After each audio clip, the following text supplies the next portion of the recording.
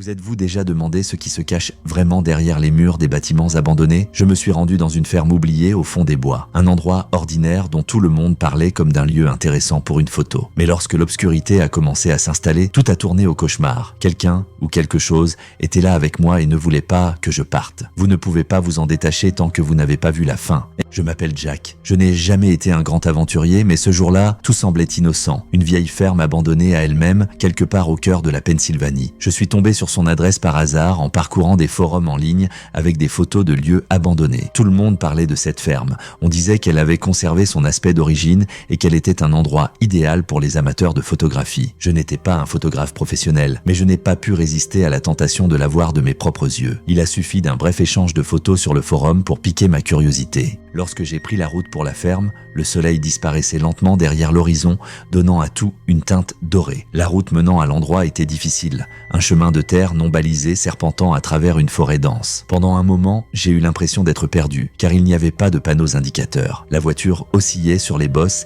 et les branches des arbres craquaient sous la pression du vent, créant une symphonie presque étrange autour de moi. Lorsque j'ai enfin aperçu la ferme, c'était comme une vision. Des bâtiments en bois peints en brun foncé, avec des murs écaillés et des fissures le long des murs, comme si l'endroit lui-même avait été abandonné et oublié depuis de nombreuses années. Au début, tout était calme. Je suis sorti de la voiture, j'ai allumé ma lampe de poche et je me suis dirigé vers le bâtiment. Il semblait que cette ferme n'avait pas vraiment vu de gens depuis des décennies, de vieux puits envahis par l'herbe, des pièces encombrées de meubles cassés, des photos sur les murs qui ont perdu leur couleur depuis longtemps. Pas de danger, rien de spécial, juste une ferme silencieuse. Pourtant, quelque chose dans cet endroit me mettait étrangement mal à l'aise. Soit le silence qui me semblait trop épais, soit l'absence d'oiseaux qui crient habituellement au coucher du soleil. J'ai continué mon exploration de la ferme en filmant tout ce qui m'entourait avec ma caméra. Au dernier étage d'un des bâtiments, j'ai trouvé une petite pièce au sol couverte de poussière. Elle semblait ne pas avoir été touchée. Une seule chose se distinguait, une vieille chaise d'enfant placée en plein centre de la pièce, face à la fenêtre. Elle ne cadrait pas avec l'aspect abandonné de la ferme, comme si quelqu'un l'avait placée là récemment. Mon intérêt fut encore plus vif. Qui avait pu laisser cette chaise et pourquoi ici? Cependant, les réponses à ces questions restaient un mystère. J'ai continué à explorer la pièce quand j'ai vu une vieille coquille de miroir sur le mur. Il était couvert de toiles d'araignée, mais quelque chose attira mon attention. Je me suis approché et j'ai essayé de nettoyer le miroir, mais il ne m'a montré que mon propre reflet. On aurait dit que quelque chose n'allait pas. Le sentiment de gêne s'est accru. Je pouvais voir la chaise haute derrière moi, mais dans son reflet, elle était tournée dans l'autre sens, comme si quelqu'un l'avait déplacée pendant que je ne regardais pas. Mon anxiété s'est transformée en peur. J'ai entendu quelque chose grincer dans le coin de la pièce, mais quand je me suis retourné, il n'y avait rien. Cependant, ce sentiment ne m'a pas quitté. J'ai commencé à me sentir observé, comme si quelque chose d'invisible scrutait mes moindres gestes. J'ai essayé de me calmer, en me persuadant que c'était juste mes nerfs qui me jouaient un mauvais tour. Lorsque j'ai quitté la pièce, j'ai commencé à remarquer de petites choses qui m'avaient semblé insignifiantes auparavant. Des portes qui se fermaient toutes seules alors qu'il n'y avait presque pas de vent. Des ombres qui semblaient bouger alors qu'il n'y avait personne d'autre que moi. J'avais une impression de déjà-vu, comme si je traversais les mêmes pièces et que quelque chose changeait dans chacune d'elles. Les choses semblaient bouger quand je ne regardais pas. J'ai même entendu un étrange craquement du parquet, comme s'il venait de quelque part derrière moi. J'ai regardé autour de moi, mais il n'y avait personne. Mon cerveau a commencé à jouer avec moi, essayant de me convaincre qu'il s'agissait simplement d'une vieille structure qui tombait en ruine. J'ai ensuite trouvé une autre chose étrange, un vieux coffre à jouets qui se trouvait sous la table dans le coin de la pièce. Il était fermé, mais sur le dessus se trouvait une petite poupée. La poupée avait un œil manquant et son visage semblait se contorsionner comme si elle souffrait ou avait peur. Je n'arrivais pas à me défaire de l'impression que cette poupée me regardait, même si je n'y prêtais pas attention. Je sentis des frissons froids me parcourir l'échine. J'ai essayé de terminer mon inspection du dernier étage le plus rapidement possible, mais mon malaise grandissait. J'ai ouvert une autre porte qui donnait sur un couloir étroit. De vieux journaux étaient éparpillés sur le sol, mais l'un d'entre eux attira mon attention. Il s'agissait d'un numéro d'un journal local, datant de plusieurs décennies, dont le titre était « Un fermier local et sa famille sont portés disparus ». Un fermier local et sa famille ont disparu. L'article parlait d'une famille qui vivait dans cette ferme et qui un jour a disparu sans laisser de traces. Les habitants parlaient d'événements étranges qui s'étaient produits dans la ferme avant leur disparition, mais tout était réduit à des rumeurs et des légendes. Je me suis alors demandé si je me trouvais dans la même ferme que celle décrite dans l'article et qu'est-il advenu de la famille qui y vivait. Je n'ai pas eu de réponse, mais mon sentiment de danger est devenu encore plus fort. Je me suis rendu compte que j'étais là pour une raison et que quelqu'un ou quelque chose m'observait peut-être depuis l'obscurité. L'inquiétude s'est transformée en véritable peur lorsque j'ai vu des empreintes de pas fraîches sur le sol, des empreintes de pieds nus menant au sous-sol. Ce n'étaient pas les miennes. Je suis resté là à les regarder et j'ai senti la panique monter dans ma poitrine. Quelqu'un ou quelque chose était ici avec moi et voulait que je descende. Mais au lieu de cela, j'ai décidé de trouver un moyen de sortir et de quitter cet endroit dès que possible. Au bout d'un moment, j'ai décidé de retourner à la voiture. Mais il y a eu un problème. Je n'ai pas trouvé la sortie. C'était étrange, car le bâtiment n'était pas très grand. Ma lampe de poche brillait moins fort et je commençais à sentir la tension monter. Les couloirs semblaient fermés. J'avais de plus en plus l'impression de marcher en cercle. Les murs semblaient rétrécir et le silence devenait presque insupportable. Je pouvais entendre les battements de mon propre cœur, chaque battement résonnant dans ce bâtiment vide. J'ai décidé de prendre un autre chemin, mais à chaque pas, la situation empirait. La lampe de poche a commencé à vaciller et les ombres dans les coins semblait de plus en plus réelle. Chaque pièce dans laquelle j'entrais me semblait familière, comme si j'y étais déjà allé. Il y avait plus de poussière sur le sol, mais j'ai remarqué des traces de pas qui semblaient fraîches, comme si quelqu'un était passé par là récemment. J'avais l'impression de ne pas être seul. Soudain, j'ai entendu un doux murmure venant de quelque part, loin devant moi. Il était à peine audible,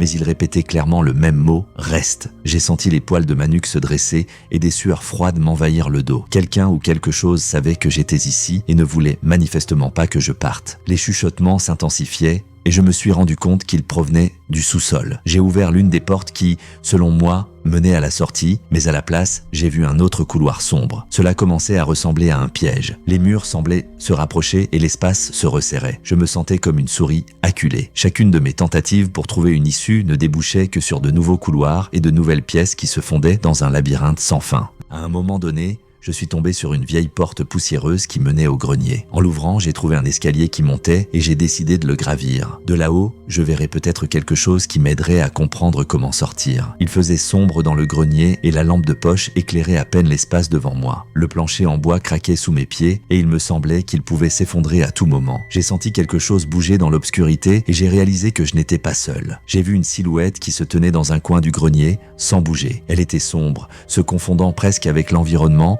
mais je pouvais distinguer sa silhouette. Je me suis figé et la lampe de poche a commencé à s'éteindre. La silhouette a fait un pas en avant et j'ai entendu un doux murmure « Tu n'aurais pas dû venir ici ». Mon cerveau refusait de croire que ce qui se passait était réel, mais mon instinct me disait de courir. Je me suis précipité dans l'escalier, en essayant de ne pas regarder en arrière. Derrière moi, j'ai entendu des bruits de pas, lourds et mesurés. Ils se rapprochaient et il semblait que la silhouette n'était pas pressée. Elle savait que je ne pouvais pas m'échapper. J'ai volé dans le couloir, mais la porte par laquelle j'étais entré était verrouillée. J'ai commencé à tirer sur la poignée, mais elle n'a pas bougé. La panique s'empara de moi et je sentis mon cœur battre comme s'il était prêt à bondir hors de ma poitrine. C'est alors que j'ai entendu un autre son, silencieux, mais clair, comme si quelqu'un à l'extérieur tapait doucement sur le mur. Je me suis retourné et j'ai vu une autre personne s'approcher de moi depuis l'autre bout du couloir. Elle était vêtue de vieux vêtements et son visage était à moitié caché par une capuche. J'ai compris que ce n'était pas un accident, que c'était un piège et que j'étais dedans. Ma main a heurté quelque chose de dur et je me suis rendu compte qu'il y avait un vieux panneau de bois à proximité. En désespoir de cause, j'ai commencé à le frapper pour essayer de me libérer. Finalement, le panneau a cédé et j'ai rampé à travers le trou, me retrouvant dans une petite pièce. Mais cette pièce n'était pas non plus une échappatoire. Elle menait au sous-sol. Je savais que quelque chose de pire m'attendait là-bas, mais je n'avais pas d'autre choix. Je suis descendu lentement,